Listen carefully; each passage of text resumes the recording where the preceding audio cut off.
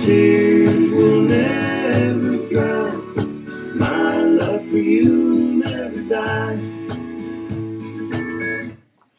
All right, this is Ray. This is part two. I titled this Next Time You See Charlie.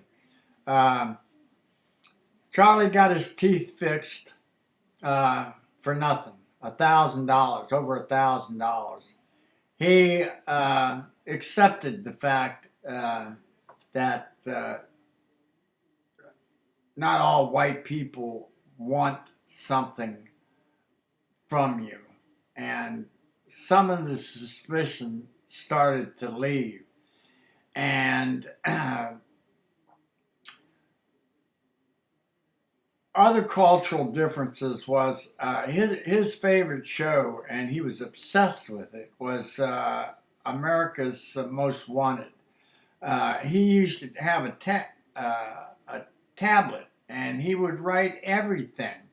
The guy's height, crime, location, everything. And we watched it every time it came on together as a family. And one episode we're watching, and a black guy stabbed this woman to death in her house and then shot out the back door while the police were coming in through the front door. They were that close.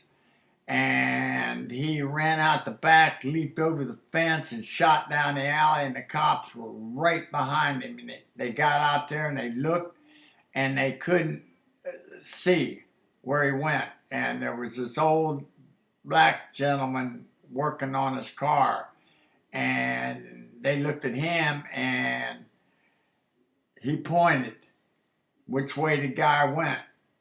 And Charlie just, oh man, snitched him out, man, gave him up. And all hell broke loose. All hell broke loose. I laid into him, man. I just said, what the hell what if that was your mother? What if that was your grandmother? Why are you worried about some guy pointing out the killer?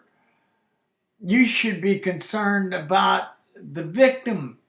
The victim was black, and oh man, we went back and forth, man. He had been fed, and he had so many bad experiences with the police because of the situation he was in with his mom. The police were over there all the time, and he saw her get cuffed. And I don't know, I know he told me some examples of them treating him rough and whatever. But it was one of the cultural things that just drove me nuts. And but we remained close. We would argue, and then we would go back to, and he learned a lot of stuff about us too, and I learned a lot of stuff about him. He explained to me some things that made me understand why blacks felt the way they did. And so we both learned. And one thing about Charlie was he was more than fast. My son was a year older, 2 years older, and extremely fast. And they raced out in front of the house, and Charlie just absolutely smoked him. And my first thought was, I'm getting him to the track coach. And that's exactly what I did. And I went up to the track coach in high school, and I told him, look, I got somebody that's a burner. I don't think you got anybody on your team that can come close. And he was like, yeah, right. Well, they got him out there, and ran a couple races with him, he smoked everybody. He ended up being the star of that track team. And it gave him, I don't know, man, confidence and self-respect. He was the best at something. And so it was great. I'd go to track meets and watch him, man, and he was just unbelievable. It's just unbelievable. And so we had him for a year, and we got very close. And then come the time when his uncle from Pittsburgh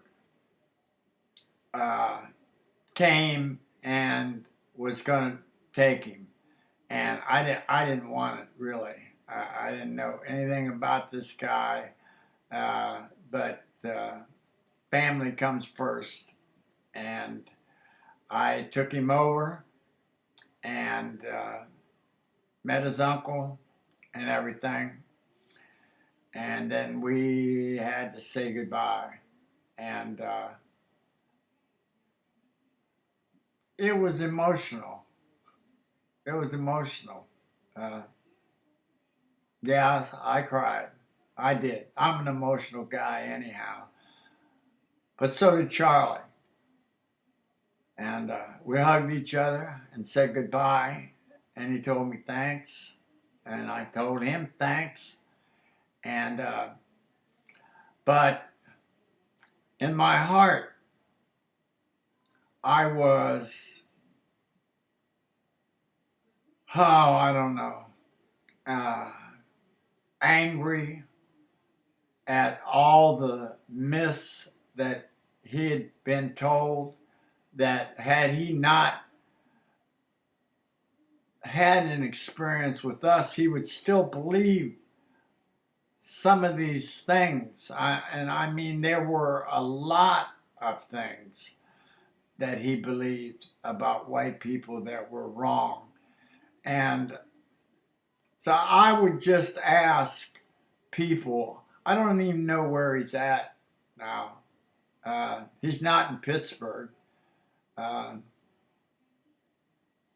Unfortunately, I saw him on the news some while back, and it involved a very bizarre sexual thing with a famous black criminal lawyer in town, and he was interviewed, and he testified this guy was on the up and up, and that was it. He looked good, but